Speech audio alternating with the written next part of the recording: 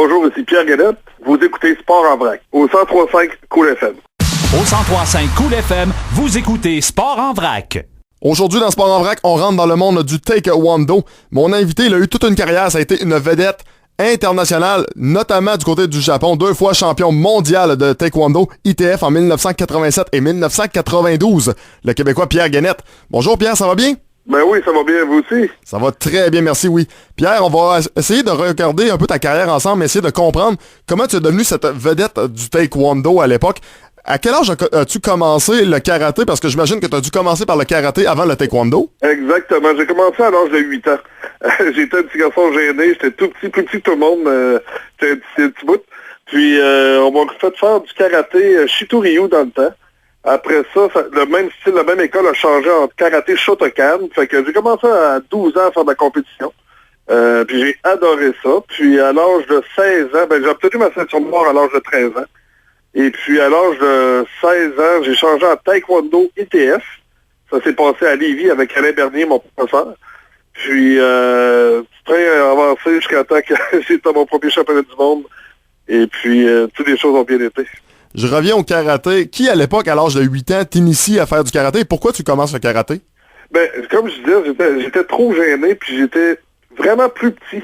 Plus petit en grandeur par en grosseur, je suis vraiment pas gros, puis je prenais pas ma place. Puis mes parents, ils m'ont suggéré, ils m'ont amené au karaté, puis j'ai aimé ça, mais je comprenais rien, parce que c'était vraiment japonais les termes, puis moi j'allais là pour m'amuser. Puis même ma première ceinture jaune, je l'ai manqué, j'ai pas passé. Mais j'ai continué, puis à un moment donné, avec les années, j'ai devenu meilleur. Puis quand j'ai goûté à la compétition, c'était vraiment un coup de foudre. J'ai adoré vivre la pression d'essayer de se dépasser soi-même. C'est un beau but pour moi-même, dans le fond. Tu parles de te dépasser toi-même, d'être capable d'aller au-delà de tes propres limites. Est-ce que tu penses que même le karaté, le taekwondo, les sports de combat en général, c'est vraiment plus une bagarre contre toi-même que contre un adversaire? Oui, mais je vais vous dire une chose, tous les arts martiaux à la base c'est très positif, c'est très bon. C'est comme une voiture. On a un petit peu une voiture sport, un camion. Parce que tu sais, il y a même le tai chi, il y a toutes sortes d'arts martiaux qui sont bons, dépendamment de ce que t'aimes. Puis deuxièmement, puis ce qui est vraiment important, c'est le professeur qui l'enseigne. Hein, parce que enseigner des arts martiaux, c'est un peu comme apprendre à tirer au fusil. Mais si tu donnes juste un fusil à quelqu'un qui va tirer dans la rue, mais c'est pas bon. Faut t'apprendre à utiliser quand même ton art pour les bonnes choses et non pas pour les mauvaises choses. Parle-moi maintenant du taekwondo. Lorsque tu as décidé de faire la transition, pourquoi?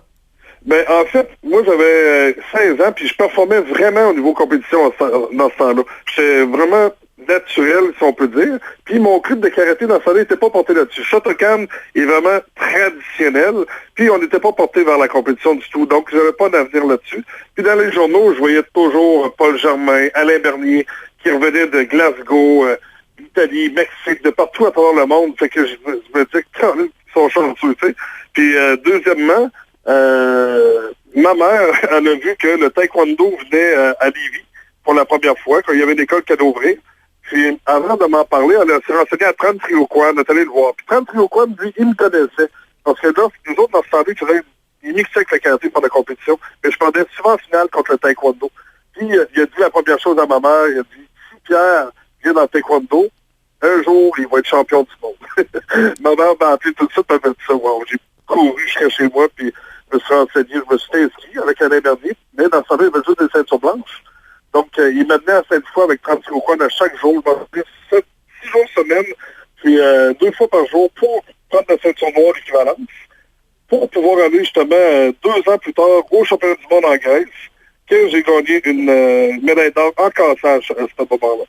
Est-ce que ça a été un coup de foudre tout de suite, toi et le taekwondo, ou au contraire, ça a pris un certain temps, l'adaptation? Mais c'est sûr que j'avais déjà une grande base des arts martiaux. Fait que je savais à quoi m'en tenir, hein, parce que tu sais, vous savez que lorsqu'on commence les arts martiaux, c'est comme si on apprend à marcher. On commence vraiment par la base. Mais moi, vu que j'étais déjà rendu à un niveau quand même avancé en karaté, quand j'ai commencé le taekwondo, je commençais tout de suite à faire des choses intéressantes. Donc, c'est pour ça que de mon côté, ça a été un coup de foudre en partant, surtout avec Alain Bernier, qui est un des meilleurs coachs au monde. J'ai été vraiment chanceux de tomber sur lui. Ton premier championnat mondial, peux-tu nous en parler un petit peu? Ah, ça s'est passé en Grèce. Voyez-vous, j'avais 17 ans et demi. Avant de partir là-bas, moi, c'était mon premier championnat du monde. Puis c'était pas comme aujourd'hui. Aujourd'hui, on a des vidéos, on a on est préparé vraiment comme il faut. Puis même avant d'aller en championnat du monde, on amène les gens dans un championnat du monde pour venir voir. Moi, dans ce temps-là, j'avais jamais vu ça. Je pensais me battre contre des surhommes, que je voyais pas les coups venir, que ça allait trop vite. J'étais prêt à aller mourir. Je me donnais à la guerre. Fait que lorsque je passais à la guerre, sérieusement, j'avais un bon stress, mais je performe mieux ce stress en même temps. Fait que lorsque je suis allé au championnat du monde, j'ai été disqualifié. Ah ouais? Moi, je survivais. Fait que j'ai été un petit peu trop loin dans le contact. Fait que j'ai été disqualifié, c'est rare qu'on voit quelqu'un se faire disqualifier en combat à un championnat du monde. Mais tu as quand même réussi à aller chercher le titre. Non, c'est que en 87 en Grèce, j'ai été chercher le titre en cassage de saut. C'est un peu comme en gymnastique. En gymnastique, il y a la poutre, il y a les au tapis, il y a plein d'épreuves. Donc, comme le taekwondo a plusieurs épreuves, fait que moi, j'ai gagné dans une épreuve de cassage. Moi, j'ai commencé à performer, je vais vous dire, c'est en 89. 2 ans plus tard, là, j'ai vraiment performé au niveau international. Après ça, en 90, à un championnat du monde au Canada, j'ai terminé 2e. Puis, là, le moment important, ça a été en 92. On est allé en Corée du Nord. Où est-ce que le taekwondo, ça vient de la Corée, le taekwondo, mais le ITF vient de la Corée du Nord. Donc, quand je suis allé là, j'allais me battre sur leur territoire. C'est là que j'ai gagné. Puis, dans toute la vie, c'était le plus gros championnat du monde à vie en Corée. C'est celui-là que j'ai gagné. Puis, j'ai vraiment bien performé parce qu'en plus de ça, d'avoir gagné la médaille d'or en combat, il y avait des compétitions en équipe. Puis là-dessus, en équipe, tu vas contre des poids lourds, super lourds, tous les poids. Mais suite, la première équipe qu'on pogne, je pogne le gars qui venait de gagner le championnat du monde des super lourds, polonais, que je me suis battu avec, puis que on a annulé au début, puis après ça, je l'ai battu. Fait que j'ai comme battu tout le monde. Pour moi, c'était un des plus beaux moments.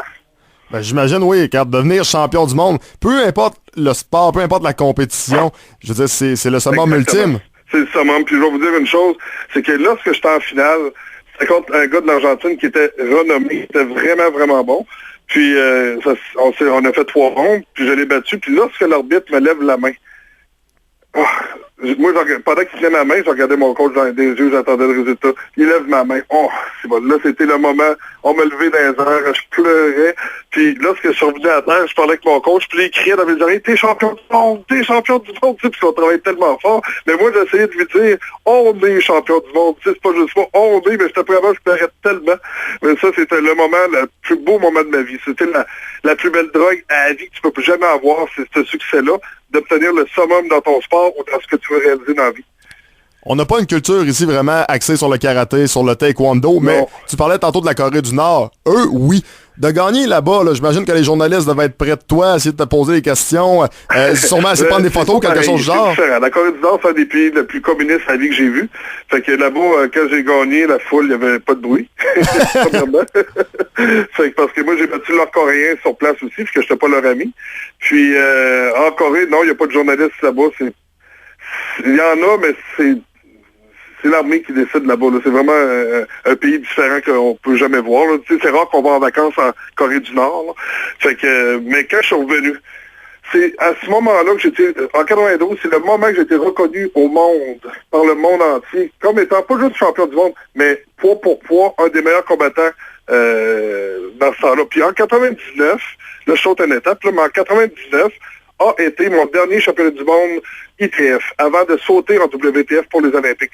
Donc, ça s'est passé en Argentine. Puis en Argentine, ils ont fait un livre, puis dans ce livre-là, ça c'est un livre de taekwondo international, là, tout le monde a ça, disait que j'étais un des 5 meilleurs combattants de la décennie de ce sport-là. Fait que c'était une belle reconnaissance qu'ils m'ont donnée.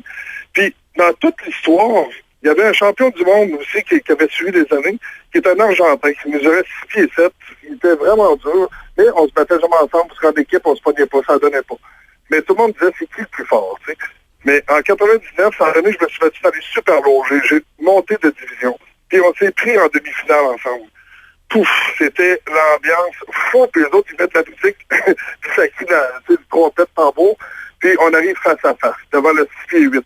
Là, c'était le moment important de dire, je vais-tu te battre ou c'est lui le meilleur? C'est dans son pays en même temps. Ça criait tellement, mais je me souviens que je respirais cet air-là, je me disais, c'est bon, c'est pour ça que je fais ce sport-là. C'était tellement bon, j'avais tellement cette pression-là, que lorsque le combat commençait, vous savez que quand on se bat contre un gars de 6 pieds 7, on reste pas loin, il faut s'approcher. Ouais. Puis c'est que quand on s'approche, ben, la vibration est tellement élevée qu'on peut pas juste attendre ça brasse en partant. Parce que lorsque le combat a commencé, tout de suite, j'ai coupé le terrain. Tout de suite, je suis venu proche. Puis tout de suite, il a voulu frapper un coup de pied. C'est l'erreur qu'il a faite vu qu'il est grand. J'ai rentré dedans pour un coup de pied au visage, un autre coup de pied au visage, un autre coup de pied au visage. J'ai tombé à terre. C'était une rafale de coups. La foule a été surprise. C'était vraiment un beau moment. Puis j'ai gagné ce combat-là. C'est qu'à ce championnat du monde-là, j'avais fini 3e dans les super lourds. C'était une belle fin de carrière en ITF à ce moment-là. Est-ce que le respect entre les combattants est pareil en taekwondo qu'au hockey? Je vais donner un exemple. Au hockey, non. Au hockey, souvent, quand les gars décident qu'ils lâchent les gants, ils vont dire, regarde, exemple, moi j'ai mal à tel endroit, essaie de pas me fesser là. Si le gars, exemple, en taekwondo, te disait, moi j'ai mal à tel endroit, qu'est-ce qui se passait? OK, pour ça, ouais. J'allais dire, oui, un très, très, très grand respect, mais là, c'est sûr qu'il faut cacher nos blessures. C'est certain que ça peut jouer, c'est certain. C'est sûr que c'est comme au hockey, il y a des accrochages. Comme au hockey, c'est rare qu'il y ait une game de hockey sans punition. C'est sûr qu'il y a des petits trucs qu'on dit cachés. Quand l'arbitre est d'un bord, on peut tirer la ceinture de l'autre pour pas qu'il puisse sortir. C'est sûr qu'il y a plein de petits trucs du métier. Le respect est sur le fait qu'il n'y a pas de coup illégal. Comme exemple, si la personne est à terre, on retient notre coup, il y a un grand respect. C'est pas comme au hockey. Au hockey, même si il y a le dos, ils vont frapper. Nous autres, il n'y aura pas de ça, par exemple. C'est sûr qu'il y a un respect, oui, des athlètes, entre athlètes. Oui. Mais si jamais tu savais que l'autre avait mal quelque part, c'était terminé. Ben, c'est sûr qu'il faut pas le dire. Même à l'entraînement, de toute façon, j'ai toujours été dur avec mes adversaires, avec mes partenaires d'entraînement. Moi, j'ai 2 gars qui m'ont suivi pendant 10 ans à peu près. Puis mes 2 partenaires d'entraînement qui étaient plus jeunes que moi. Puis ils savaient très bien qu'il fallait pas qu'ils me disent ça parce que j'allais pas moins fort, puis au contraire. Puis il fallait que je sois prêt à l'entraînement. Parce que moi-même, à chaque entraînement, je tremblais tellement que je voulais performer. Puis c'était pas une joke. J'étais très sérieux à chaque entraînement. Puis j'ai jamais eu 2 entraînements collés qui étaient mauvais. Parce que c'était ma phobie. Il fallait pas que j'en aie 2. Si j'en avais un, watch out, à prochain entraînement, c'est sûr que ça allait être la guerre. C'est sûr que ça allait être dur. Mais ces 2-là, aujourd'hui, j'ai été surpris qu'ils t'offrent le coup parce que sérieusement, j'ai jamais donné de coup de pied sur un humain de même dans ma vie. Mais ces 2-là ont été aux Olympiques. OK. Vous le voyez-vous? C'est que ces 2-là, il y a une grande reconnaissance envers ça, d'avoir eu dur de se rendre jusque-là. Mais les 2, ils ont eu, j'allais dire cette chance, ils n'ont pas eu la chance, ils ont eu le mérite d'aller aux Olympiques. Fait que c'est quelque chose. On parle toujours dans la notion de respect. Évidemment, c'est un combat. Normalement, après le combat, c'est fini. Mais est-ce que c'est arrivé à un moment donné que tu as une rivalité avec un autre combattant qui a dépassé le sport?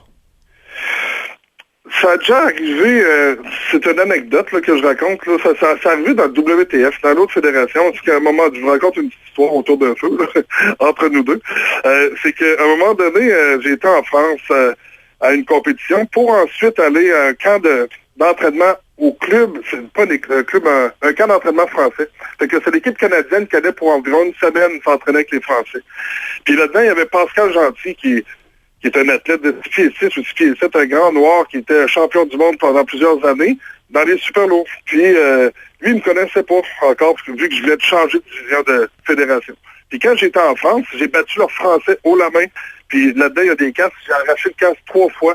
Puis, tu sais, c'était un bon 2 autres. Puis lui, il est venu me voir, c'était qui, toi? Je me suis nommé, mais j'ai vu une petite arrogance de sa part. C'était correct. Mais au camp d'entraînement, moi, j'étais blessé. J'ai pas pu le faire. J'étais assis sur le côté. Puis la dernière journée, ils ont fait des combats. Puis lui, il est vraiment fort. Sérieusement, c'est la personne qui frappe le plus fort que j'ai vu dans ma vie. Puis il brassait des Canadiens, là. Pas à peu près, beaucoup. Puis à un moment donné, il a dit, ici, en parlant de son dojang, de son gymnase, ici, c'est mon terrain de jeu, puis eux autres, c'est mes jouets. Puis moi, je n'avais pas entendu, mais quelqu'un qui s'est dit qu'il avait dit ça. Puis à un moment donné, moi, je parlais à mon coach en disant, waouh, il est bon, puis c'est bon. Mais là, il me regarde, puis il dit quelque chose. Puis là, il y a eu un silence, puis j'ai juste demandé, qu'est-ce que tu dis? Puis il répète, t'es venu du Canada pour venir ici, puis tu t'entraînes pas. J'ai dit, si je m'entraînais, j'étais très face, puis je serais pas gêné, tu sais, puis ça a monté, puis ça a tellement monté que ça a eu une petite démêlée, puis il a fallu qu'on sorte, là, il a fallu que je m'en aille à ma chambre. Fait que ça a arrivé, mais après ça, on s'est reparlé d'autres journées plus tard, puis maintenant, c'est un ami. Fait que non, il n'y a pas eu de grande histoire en dehors du ring. Donc, ça a été surtout cette histoire-là. Maintenant, la transition avec la WTF. Peux-tu nous expliquer tout d'abord quelle est la différence entre la ITF et la WTF? OK. Premièrement, de l'extérieur, c'est difficile. C'est sûr qu'on peut voir l'équipement qui est différent, mais de l'extérieur, on dit toujours c'est juste des coups de pied. Parce qu'en taekwondo, ça ressemble au kickboxing. Tu as droit au coup de poing au visage. L'autre fédération, tu n'as pas le droit au coup de poing au visage. Mais moi, j'étais tellement monté pour la fédération avec des coups de poing au visage que c'était un automatisme pour moi. J'étais fait pour cette fédération-là. Quand j'ai changé, pour moi, ça m'a complètement mélangé. Parce que quand j'avais un combat facile, je peux me battre juste avec mes jambes. Mais quand ça me serré et ça brassait beaucoup, ça se frappait au visage, puis je me faisais disqualifier. Le coup de poing au visage, pour moi, était difficile à enlever dans le naturel. Dans le gymnase, c'était facile. Dans le naturel, pour moi, c'était dur, l'adaptation. J'avais de la misère à gagner un provincial. Je ne gagnais jamais, même pas un provincial. Ça m'a pris beaucoup de temps, plus que d'autres personnes, à m'adapter. Puis après, avec le temps, c'est sûr qu'on a travaillé fort, mais avec le temps, j'ai réussi. Mais c'est difficile pour moi, parce que c'est la première fois que les autres voyaient quelqu'un d'ITF revenir dans le WTF, surtout un champion. Puis on disait toujours, quel champion qui est le meilleur, ITF ou WTF, tu sais. Mais nous autres, on voulait les affronter. Je venais du niveau de champion, tu sais. Mais quand je suis arrivé dans leur territoire, c'était beaucoup d'injustice au début, beaucoup d'arbitrage, c'était difficile de faire le chemin, sérieusement. Mais à un moment donné, après 3 ans de frustration, c'était pas de l'injustice beaucoup, à un moment donné, les gens de l'autre côté, de la mondiale, les présidents ont vu qu'on était des humains, qu'on n'est pas une autre race à part. C'est juste qu'on vient d'une autre fédération. Puis à un moment donné, ils ont commencé à dire, c'est correct, il faut être juste. Puis gagnant gagnera. Puis à ce moment-là, j'ai gagné. J'ai été le représentant du Canada pendant plusieurs années pour le WTF. Est-ce que tu as eu la chance à un moment donné d'aller aux Jeux olympiques? Non, c'est ça. C'est que c'était mon but. C'était la raison pour laquelle on avait changé. C'est parce que le sport allait aux Olympiques. Donc, quand j'ai changé, moi, c'était vers la fin aussi. Puis, j'étais blessé beaucoup. Mais c'est pas ça la raison. C'est que j'ai quand même réussi à me rendre pour aller aux Olympiques à ce moment-là. C'était les 2 meilleurs par continent. Donc, ça se passait aux Jeux panaméricains. Les 2 meilleurs allaient aux Olympiques. Fait que moi, j'ai représenté le Canada aux panaméricains. Puis, avant la compétition, mais c'est sûr qu'il y a beaucoup de travail, beaucoup de focus à avoir, de la même préparation comme toute compétition internationale. Puis la veille, la journée avant mon combat, j'avais reçu beaucoup d'appels du Japon. Parce que moi, dans le temps d'ITF, j'avais un contrat au Japon qui me permettait d'y aller une fois au mois et demi pendant quelques années. Puis faire des émissions télévisées, des combats, un livre, vidéo, DVD, des choses comme ça. Fait que, ils nous disaient tout, si tu gagnes et tu vas aux Olympiques, juste mettre le pied aux Olympiques, mais j'avais des contrats chez environ 1 demi-million. Wow. Juste pour mettre le pied aux Olympiques. Donc, j'aurais aimé ça pas le savoir tout de suite, parce que j'ai su la veille de mon combat. Puis la veille de mon combat, il y a encore eu un petit problème politique avec la WTF. Ils ont voulu jouer encore sur des choses. C'est à l'interne, mais ils ont voulu que mon coach ne coach pas. Qu'ils mettent un Coréen qui parle anglais. Puis on s'est battu pour ça. Là, on a réussi à avoir mon coach en fin de compte à la dernière minute. Ce qui ne nous dérange pas dans notre tête, on reste focusé. On arrive à la journée de la compétition. Tout va bien. Je gagne le premier combat, 2e combat, 3e combat, 4e combat. Puis le 5e combat, c'est la demi-finale. Fait que si je gagne ce combat-là, je vais aux Olympiques parce qu'on n'a pas besoin de faire la finale. Parce que c'est les 2 premiers. Fait que la demi-finale, le combat commence. Le gars, je vois qu'il est talentueux, mais on avait étudié avant aussi. Mais c'était correct, on avait notre plan de match. Fait que ça commence, il fait le premier point, je fais un autre point, 1-1. Ça monte à 2-2, ça monte à 3-3, le combat fini, c'est nul. Donc on s'en va en overtime. Puis en overtime, la réglementation change, c'est le premier point qui gagne. Fait que on reste concentré, le combat commence, puis pouf, ça éclate, ça fait un bruit, mais sur ma cuisse, c'est correct, on se colle corps à corps, on se regarde. Mais les deux, on regarde l'écran, il y a 1-0 bleu. Il a marqué le point, même lui, t'es surpris, mais c'est correct, ça, ça fait partie du sport. C'est un coup que le timing et le coup et le bruit a fait qu'il y a eu le point. Fait que j'ai perdu. Et là, ce que j'ai perdu, tous mes rêves venaient de tomber à l'eau parce que je connais la fin de ma carrière à ce moment-là. Je le savais, c'est fini après, parce que donner un autre 4 ans jusqu'à 40 ans, c'est difficile pour moi. J'étais dans le milieu du ring, puis j'étais pas capable de sortir du ring. Mon coach, il est venu me chercher par la main, comme j'étais un petit vieux, pas capable de sortir, je marche tranquillement, puis j'étais inconsolable.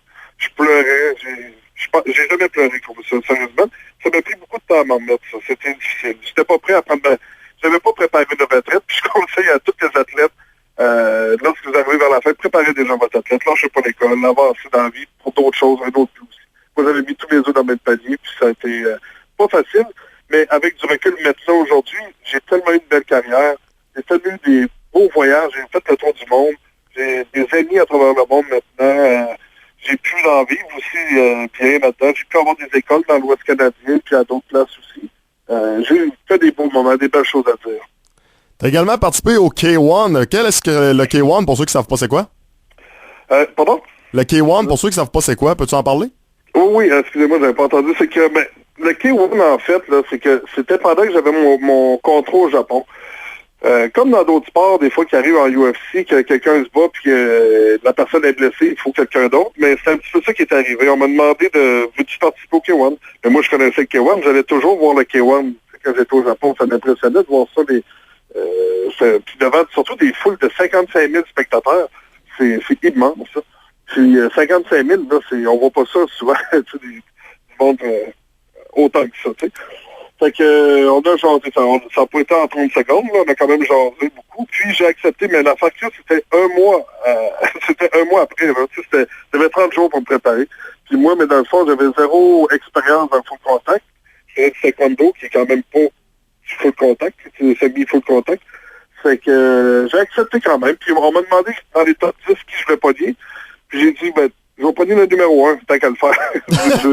J'ai dit, tant qu'à là, prendre le 10, puis on va aller là pour le numéro 1. C'était Andy Hogg, qui était reconnu à travers le monde aussi, là, mais surtout au Japon, c'était la vedette là-bas. Puis, je vais vous dire une chose, j'ai vécu toute une expérience, parce que quand j'ai monté dans le ring, moi-même qui pesais pas beaucoup, à ce moment-là, je faisais 180 livres, puis zéro expérience dans le ring, zéro expérience dans tout. J'arrive là, moi, j'avais confiance en moi tout le temps. J'embarque dans le ring, ça criait, le ring, il vibrait, tu peux amener la lumière éteinte. Là, j'entends Andy Hogg! Le ring vibrait 10 fois plus. Et quand il est monté dans le ring, qu'on a fait le face-à-face, quand l'arbitre nous parle, sérieusement, là, j'étais pas dans mon territoire. Puis je l'ai senti. Je veux dire, je voyais Andy Hogg en avant qui regardait à gauche, puis à droite, comme un animal sauvage. Puis je voyais son pouls dans le cou battre. Vraiment. Puis j'étais spectateur, on dirait, tu sais, je faisais, wow, tu sais. Puis quand ça fait ding-ding, je vais vous dire une chose, j'ai appris vite que ça veut dire que ça commence. Je vais vous dire une chose, ça m'a coincé dans le coin, coup de pied dans la jambe, j'ai pensé tout de suite à du feu quand il m'a frappé.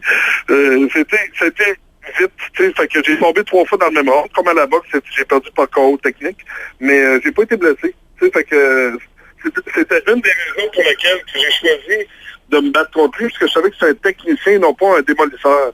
Fait que je savais que j'avais moins de chances de me faire blesser, mettons. Fait que j'ai vécu une méchante belle expérience, parce que pour pouvoir le vivre, il y a plein de monde qui aimerait ça vivre ça, aller au UFC ou au K1 ou quelque chose comme ça, juste pour le vivre. Puis j'ai pu le vivre. Fait que je suis content d'avoir osé le faire, d'avoir eu le courage de le faire. Mais c'était la volée de ma vie. Je veux dire, c'est le combat que j'ai donné le meilleur coup de pied, puis ça a juste fait qu'il a avancé plus pour aider Bonnie plus. Fait que, mais oui, non, sérieusement, je suis fier de l'avoir fait. Tu as fait un autre combat aussi en K1 que tu as perdu également. Finalement, avec le recul, est-ce que tu es quand même très content d'avoir tenté l'expérience ou au contraire, tu dis peut-être que le deuxième combat, je l'aurais peut-être enlevé? Non, le deuxième combat, non, parce que j'ai eu plus de temps pour me préparer. La seule affaire, c'est que j'avais pas l'endurance. Autrement dit, c'est comme un nouveau qui arrive dans le ring, puis il n'est pas habitué de se battre. On vient, le sauve-coup, on ne sait pas quand récupérer. C'était beaucoup mon manque d'expérience, parce que sérieusement, pour aller au K1, on aurait pu faire plus des combats de pratique avant, tu sais. Me préparer, mettons, 10 combats avant ou quelque chose comme ça. Moi, mes 2 premiers combats étaient dans le ring devant 55 000 spectateurs. Mais non, je ne l'aurais pas enlevé parce que, je veux dire, c'est sûr que sur la vidéo que les gens ont mis, on voit la fin du combat. Mais le premier round, c'était un beau round pour moi. C'était la première fois que je prenais comme le devant, que je frappais plus fort. C'est juste qu'au deuxième round, j'ai jamais pu récupérer à cause que je savais pas à quel moment le faire à ce moment-là, on dirait. Tu sais, c'est facile de l'extérieur dire, il devrait faire ci, il devrait faire ça, mais quand tu es dedans, c'est tellement un autre monde. Puis je comprends maintenant le professionnel, puis comparé de l'amateur, c'est 2 mondes complètement différents, vraiment. Tu as été une grande vedette au Japon. À quoi ressemblait une journée typique pour Pierre Gannett lorsqu'il se promenait dans les rues au Japon? Sérieusement, c'était... À ce moment-là, je pense que je m'en rendais pas compte. Je m'en rends compte plus aujourd'hui, la chance que j'ai eue. Tu sais, quand t'es dedans, des fois, on va pas tout...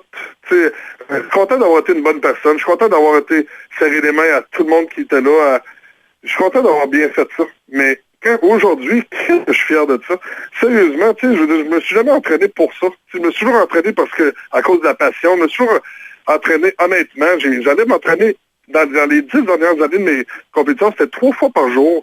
Puis, je me levais le matin, je déjeunais en regardant des vidéos de combat. Je me suis entraîné fort, sérieusement. Mais pas pour être une vedette à quelque part. C'est vraiment pour gagner. Mon but, c'était de gagner. C'est qui veut me battre, je vais le battre. Il est où ça? Puis c'est pour ça que je voyageais, parce que souvent, il y a des pauvres qui ne peuvent pas voyager, qui sont meilleurs. J'allais les chercher partout. Mais quand j'étais au Japon, ça n'a pas de sens la reconnaissance que j'ai eu. Les 2 grosses places au Japon pendant l'Argentine. Sérieusement, quand je débarquais de l'avion au Japon, c'était comme dans les films de King Kong. Tu sais, quand tu vois des photographes partout, tu vois des lumières, des grosses spots, puis jusqu'à temps que tu te rentres dans l'auto. Puis quand j'allais, mettons, au métro, dans les heures de pointe, que c'est plein, là, mais plein, là, à craquer, ça criait mon nom, là, tu sais, c'est Gannett, ça criait fort, là. Puis des autos, quand j'étais dehors, ça klaxonnait. Tu sais, t'as des photos de toi partout. Tu vois des posters géants partout, comme à Las Vegas, mettons. C'est... Même j'ai amené mes 2 meilleurs amis là-bas, puis même eux autres m'ont dit, comment ça, tu nous as pas dit que c'était le même? Mais je vous l'ai dit, mais de le vivre, c'est 2 choses, là, les autres étaient émus, là, mes chums, ils pleuraient, il y avait des larmes de joie là, de voir ça. Là, c'est spectaculaire. Aujourd'hui, j'en suis fier, vraiment fier. Tantôt, on parlait du fait que tu n'as jamais participé aux Jeux Olympiques. Par contre, tu as été entraîneur, tu as réussi à former des jeunes qui, eux, sont allés aux Jeux Olympiques. Donc, en partie, tu as réalisé ton rêve. Excusez-moi, juste faire une parenthèse. C'est Alain Bernier qui était l'entraîneur. Moi, j'ai été leur partenaire d'entraînement. Okay. Eux autres étaient mes partenaires d'entraînement quand je compétitionnais. C'est juste on s'est battus ensemble dans le gymnase. Fait que notre coach a toujours été Alain. Mais c'est mes partenaires d'entraînement qui sont rendus et qui vont aux Olympiques maintenant. Là. Fait que c'est ça qui fait que c'était... je vais vous dire une chose, j'étais fier en maudit. Parce qu'en plus, j'ai eu la chance d'être commentateur à RDS à ce moment-là pour les Jeux Olympiques. Puis je peux commenter tous les combats de tous les taekwondo, mais dont mes 2 partenaires d'entraînement. Hey, tu sais, quand tu commentes un combat, premièrement, quand tu commences, c'est moins bon. Mais quand c'est eux autres, j'allais avec mon cœur. J'étais tellement fier de ça. C'est des beaux moments, vraiment des beaux moments, ça. Est-ce que c'est avec ces partenaires d'entraînement-là qui ont été aux Jeux Olympiques que tu peux dire, regarde, j'ai quand même participé peut-être à faire 2 mon rêve, en parenthèse? Je l'ai pris comme ça. Puis je voulais le prendre de même, je voulais me faire du bien. J'étais fier de dire, hey, eux autres, j'aurais botté le cul, puis c'est eux autres qui me le battraient aujourd'hui, puis je suis fier de ça, tu sais, il y a un peu de moi là-dedans. Puis même eux autres, ils disaient aussi, puis ça, c'est une belle, tu sais, quand c'est dans le sport, hein, puis t'oublies pas le plus vieux, là. Tu sais, de reconnaître le plus vieux, là. Mais je vais vous dire une chose, aujourd'hui, je le comprends. Moi, je me souviens quand j'étais plus jeune, à 17 ans, 18 ans, puis que je regardais, mettons, tu sais, on voit des anciens Canadiens de Montréal au hockey, des plus vieux, qui pleurent, qui racontent le pension des larmes. Je me suis dit, dans je dis, pourquoi ils pleurent? Puis mon coach disait, un jour, tu vas comprendre. Mais aujourd'hui, je le comprends. Tu sais, quand on parle du passé, là, puis on parle avec notre cœur, tu sais, les larmes viennent vite. Tu sais, fait que quand je voyais la reconnaissance, là, moi, ça me touchait beaucoup, beaucoup. Puis que oui, j'étais fier, puis oui, je trouvais qu'il y avait un peu de moi là-dedans. Je t'ai déjà entendu dire dans une entrevue que le taekwondo t'avait sauvé la vie. Pourquoi? C'est à cause que, en fait, je ne sais pas si vous avez vu ça, mais je me souviens de l'avoir dit. Tu sais, dans les arts martiaux, moi, je le conseille à tout le monde. Puis j'ai eu des merveilleux professeurs. C'est sûr que, étant adolescent, j'aurais pu, moi, dans le fond, là, à 13 ans, je voulais arrêter les arts martiaux pour être avec mes chums dans la rue. Tu sais, je veux dire, j'avais pas de bonne raison. Puis mes parents, ils m'ont dit, non, si tu lâches les arts martiaux, c'est pour faire d'autres choses. Je veux faire du piano? Je veux faire du violon? J'ai dit, non, je vais rester en taekwondo, dans le karaté, dans ce moment-là. Mais, c'est à cause que je le sais que si j'avais été plus, comme on dit, dans la rue, mais j'aurais été peut-être un bad boy, j'aurais fait des choses, j'aurais pas appris à être une bonne personne. Le taekwondo m'a appris à voir qu'est-ce qui est bien et qu'est-ce qui est mal. Tu sais, c'est une belle école de la vie, des arts martiaux. Puis tu n'apprends pas juste à donner des coups de poing, des coups de pied. C'est bien plus que ça. Tu apprends à être une bonne personne. Ça l'aide beaucoup pour le reste de la vie, ça. Pour les parents, peut-être qui un jour aimeraient inscrire leurs enfants du côté du taekwondo, quelles sont les valeurs du taekwondo et pourquoi ils devraient inscrire leurs enfants au taekwondo? Ben, comme je viens de le dire, pour toutes ces bonnes raisons-là, premièrement, à l'école, tu apprends à te contrôler, tu apprends peut-être à te concentrer plus, tu apprends à pas... tu sais, la discipline à un moment donné ou à respecter ton senior, la discipline, là, c'est important. Puis de respecter quelqu'un ou les aînés, c'est important. Puis de respecter son professeur. Bon, c'est des choses que tu apprends dans les arts martiaux, le respect, le contrôle de soi, l'intégrité aussi. Tu sais, on n'est pas toujours parfait, puis on peut pas être parfait, puis personne n'est parfait. Puis d'apprendre à dire la vérité, de dire, ouais, c'est vrai, j'ai fait ça. Puis t'améliorer, c'est parfait. Tu ne refais le plus. Tu sais, tout le monde peut s'améliorer. Parce que les arts martiaux t'aident à tellement de choses. Il y a des gens qui, soit dans leur vie, malheureusement, mettons que quelqu'un a vécu un viol, mais ils apprennent à venir prendre la confiance en soi là-dedans. D'autres personnes qui m'ont dit qu'il y a du stress, puis ils trouvent ça dur, la famille, ben, ils viennent ici, puis ils se défoulent, puis ils retournent à la maison, ils se sentent bien. Juste pour rencontrer des amis, des nouvelles personnes. C'est une belle place pour le faire. Pour te mettre en forme. C'est une belle façon de faire. Apprendre à te défendre, mais apprendre à te défendre, c'est beaucoup. C'est beaucoup la prévention. Apprendre à pas faire des erreurs, tu sais. Fait qu'il y a tellement de choses. Puis aussi, les arts martiaux peuvent aider les portiers de bord. Ils peuvent aider que les portiers de bord, aujourd'hui, apprennent pas à sortir le monde à couper. Au contraire.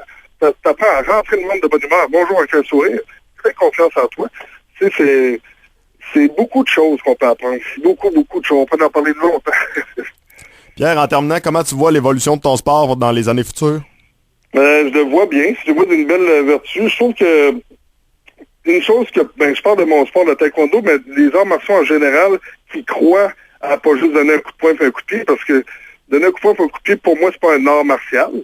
C'est plus un sport de combat qu'on peut donner des noms, mais un art martial, c'est pas physique, c'est aussi mental.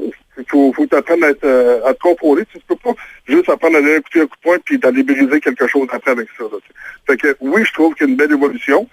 C'est sûr que ça s'est américanisé beaucoup. Les clubs d'arts martiaux traditionnels existent encore. Puis ces clubs-là croient beaucoup à ça. Justement, le côté spirituel ou le côté mental. Ils n'ont pas juste se mettre en forme, mais un tout est important. Fait que oui, je crois beaucoup, beaucoup aux arts martiaux pour le futur encore, puis pour la vie. Là. C'est quelque chose qui est comme respirer au marché. Quelqu'un qui y goûte, puis qui aime ça, mais c'est pour la vie souvent. Pierre Guenette, merci d'avoir partagé ton expérience dans le monde du sport de combat. Fort intéressant. Merci. Merci beaucoup. C'est vraiment gentil de votre part. Bye-bye. Bye. Donc voilà, c'était Pierre Guenette qui a été champion du monde 2 fois en taekwondo.